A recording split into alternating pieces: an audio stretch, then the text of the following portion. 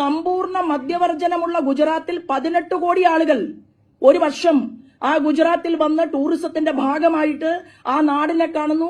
2 കോടിയിലടുത്ത് മാത്രം ടൂറിസ്റ്റുകൾ വരുന്ന കേരളത്തിലെ യുവാവായിട്ടുള്ള ഒരു മന്ത്രി പറയുകയാണ് ഇവിടെ ടൂറിസ്റ്റുകൾക്ക് വേണ്ടിയാണ് ബാറിന്റെ സമയം നീട്ടിക്കൊടുത്തത് എന്ന് പറഞ്ഞാൽ കള്ളു കുടിക്കാൻ വേണ്ടിയിട്ടാണോ കേരളത്തിലേക്ക് ടൂറിസ്റ്റുകൾ വരുന്നത്?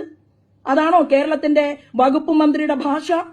ഈ കേരളത്തിൽ അഡ്വഞ്ചർ ടൂറിസത്തിനെ വർദ്ധിപ്പിക്കാൻ, ആത്മീയ ടൂറിസത്തിനെ വളർത്താൻ, ഈ കേരളത്തിലെ യുവാക്കൾക്ക് തൊഴിൽ കിട്ടാൻ സാധിക്കുന്ന രീതിയിൽ നമ്മുടെ കേരളത്തെക്കുറിച്ച് ലോകം അറിയേണ്ടത് ദൈവത്തിന്റെ സ്വന്തം നാട് എന്നാണ്.